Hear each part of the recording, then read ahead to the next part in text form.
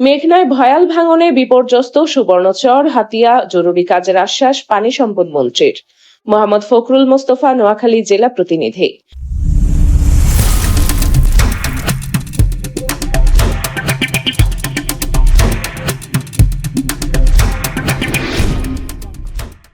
নোয়াখালীর দক্ষিণাঞ্চলীয় সুবর্ণচর ও হাতিয়া এলাকায় মেঘনা নদীর ভয়াবহ ভাঙন পরিদর্শন করেছেন পানি সম্পদ মন্ত্রী ও বিএনপির যুগ্ম মহাসচিব শহীদ উদ্দিন চৌধুরী আনি। ভাঙন কবলিত এলাকা ঘুরে দেখে তিনি দ্রুত প্রতিরোধমূলক জরুরি কাজ গ্রহণের আশ্বাস দিয়েছেন। রোববার 17 মে দুপুরে মেঘনা নদীর ভাঙনে ক্ষতিগ্রস্ত বিভিন্ন এলাকা পরিদর্শনকালে তিনি বলেন, বৃহত্তর নোয়াখালীর উপকূলীয় অঞ্চলের মানুষ প্রকৃতির সঙ্গে প্রতিনিয়ত যুদ্ধ করে জীবনযাপন করছে। নদী ভাঙন, জলোচ্ছ্বাস, প্লাবন ও বন্যা এখানকার মানুষের নিত্য সঙ্গী হয়ে দাঁড়িয়েছে।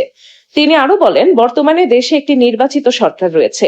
প্রধানমন্ত্রী তারেক রহমান জনগণের দুর্ভোগ লাঘবে প্রয়োজনীয় সব বিষয়ে নজর রাখছেন।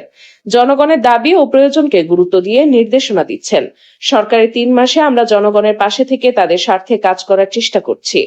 ভাঙন পরিস্থিতি সরেজমিনে পর্যবেক্ষণের পর মন্ত্রী বলেন, মেঘনা নদীর ভয়াবহ ভাঙন আমরা সরাসরি দেখেছি।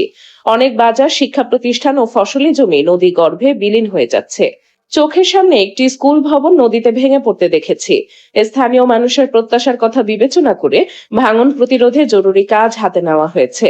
সবাই একসঙ্গে কাজ করলে মানুষ উপকৃত হবে বলে আমি বিশ্বাস করি। এ সময় উপস্থিত ছিলেন নোয়াখালী 4 আসনের সংসদ সদস্য মোহাম্মদ শাহজাহান, জেলা প্রশাসক মোহাম্মদ শফিকুল ইসলাম, জেলা বিএনপির আহ্বায়ক মাহবুব আলমগীর আলো সহ স্থানীয় বিএনপি ও অঙ্গ সহযোগী সংগঠনের নেতাকর্মীরা।